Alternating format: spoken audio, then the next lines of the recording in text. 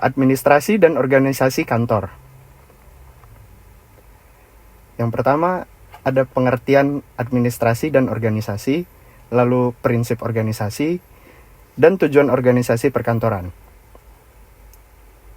Pengertian administrasi. Administrasi berasal dari kata Latin ad, yang berarti ke, dan ministro, yang berarti melayani. Yang berarti proses penyelenggaraan suatu kegiatan secara teratur dan terarah melalui perencanaan, pelaksanaan, dan pengawasan untuk mencapai tujuan tertentu.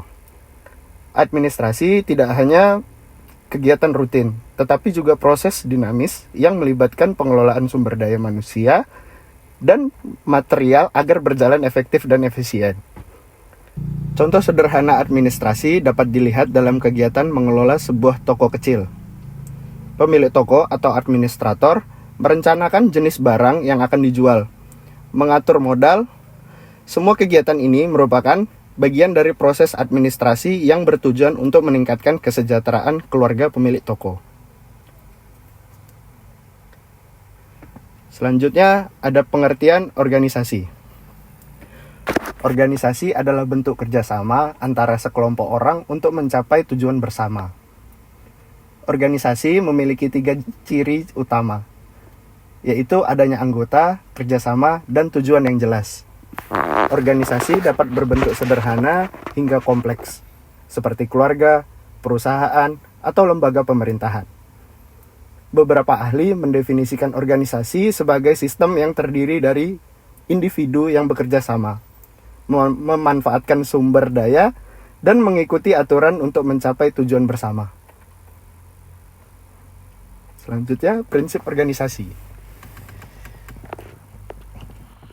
Ada 14 prinsip yang dikemukakan oleh Henry Fayol seperti yang dikutip oleh Hughes and Bowditch pada tahun 1977. Yang pertama ada pembagian kerja atau division of work.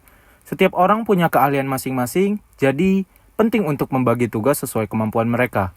Dengan pembagian kerja yang jelas, pekerjaan bisa dilakukan lebih cepat, lebih akurat, dan lebih efisien. Kedua, ada wewenang dan tanggung jawab. Agar organisasi berjalan lancar, harus ada pemimpin yang bisa memberikan perintah dan bertanggung jawab atas keputusan yang diambil. Namun, wewenang ini harus digunakan dengan bijak dan sesuai aturan agar tidak disalahgunakan. Yang ketiga, ada disiplin. Disiplin adalah kunci dalam organisasi. Jika semua orang mematuhi aturan dan bekerja dengan penuh tanggung jawab, visi dan misi perusahaan bisa tercapai dengan baik. Yang keempat, ada kesatuan perintah atau unity of command. Setiap karyawan sebaiknya hanya menerima perintah dari satu atasan agar tidak bingung. Jika ada terlalu banyak perintah dari berbagai orang, bisa terjadi kebingungan dan konflik dalam pekerjaan. Yang kelima, kesatuan pengarahan atau unity of direction. Semua orang dalam satu tim harus bekerja untuk mencapai tujuan yang sama. Dengan kesatuan arah, pekerjaan menjadi lebih terorganisir dan lebih efektif. Yang keenam, ada mengutamakan kepentingan organisasi di atas pribadi. Dalam bekerja, kepentingan perusahaan harus didahulukan dibanding kepentingan pribadi. Jika setiap individu lebih mementingkan ego masing-masing, organisasi bisa jadi kacau. Yang ketujuh, ada penggajian karyawan. Gaji dan penghargaan dan adil akan membuat karyawan lebih termotivasi dan produktif. Selain gaji, penghargaan non-materi seperti pujian dan tanggung jawab lebih besar juga bisa meningkatkan semangat kerja. Yang kedelapan, ada pemusatan atau centralization. Dalam organisasi, ada keputusan yang harus dipusatkan di tangan manajemen tingkat atas. Namun, tetap penting untuk memberi ruang bagi manajer menengah dan karyawan dalam mengambil keputusan di bidang mereka masing-masing, atau desentralisasi. Yang kesembilan, ada hierarki atau tingkatan. Struktur organisasi harus jelas. Ada jenjang dari manajemen atas, menengah, hingga karyawan biasa. Dengan hierarki yang teratur, setiap orang tahu kepada siapa mereka harus melapor dan bertanggung jawab. Yang ke-10 ada ketertiban atau order. Lingkungan kerja harus tertata dengan baik dari segi sumber daya manusia maupun fasilitas kerja. Semua orang harus ditempatkan sesuai dengan keahliannya agar pekerjaan berjalan lancar. Yang ke-11, ada keadilan dan kejujuran. Manajer harus bersikap adil terhadap karyawan. Jika ada perlakuan tidak adil, karyawan bisa kehilangan semangat kerja dan bahkan keluar dari perusahaan. Kejujuran dalam bekerja juga penting agar tidak terjadi kecurangan.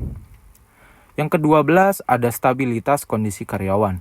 Seringnya karyawan keluar masuk perusahaan bisa menghambat kinerja organisasi. Perusahaan harus berusaha menciptakan lingkungan kerja yang nyaman agar karyawan betah dan tidak mudah pindah kerja. Yang ke-13, ada prakarsa atau inisiatif. Karyawan harus didorong untuk berinisiatif dan berani mengusulkan ide-ide baru. Perusahaan yang berkembang adalah perusahaan yang selalu terbuka terhadap inovasi dan perubahan. Yang terakhir, ada semangat kesatuan dan kerjasama atau esprit de corps. Karyawan harus menjadi bagian dari tim yang solid. Rasa kebersamaan, saling mendukung akan menciptakan lingkungan kerja yang harmonis dan meningkatkan produktivitas. Tujuan organisasi perkantoran. Tujuan organisasi perkantoran adalah untuk mengelola dan mengkoordinasikan berbagai aktivitas administrasi dalam suatu perusahaan atau lembaga agar dapat berjalan secara efisien dan efektif. Berikut adalah beberapa tujuan utama organisasi perkantoran.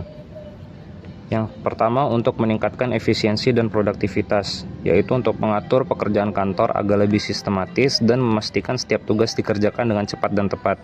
Yang kedua, untuk mendukung pengambilan keputusan, yaitu menyediakan data dan informasi yang akurat bagi manajemen dan mengelola arsip dan dokumen dengan baik. Yang ketiga, memastikan komunikasi yang efektif, yaitu memfasilitasi komunikasi internal dan eksternal dalam organisasi dan menggunakan teknologi informasi untuk mempercepat pertukaran data. Yang keempat, menjaga kualitas layanan dan kepuasan pelanggan, yaitu memberikan pelayanan administratif yang profesional dan menjamin kerapihan dan kenyamanan lingkungan kerja. Yang kelima, mengoptimalkan penggunaan sumber daya, yaitu mengelola tenaga kerja, waktu, dan fasilitas secara optimal, serta mengurangi pemborosan dan meningkatkan efisiensi biaya operasional. Yang keenam, untuk menjaga kepatuhan terhadap regulasi dan standar, yaitu untuk memastikan semua prosedur administratif sesuai dengan peraturan yang berlaku dan menjaga keamanan dan kerahasiaan data perusahaan. Terima kasih kami ucapkan kepada para pemirsa. Demikianlah materi yang bisa kami sampaikan. Dan ini adalah anggota daripada kelompok 1 dari kelas ABT 4C Malam.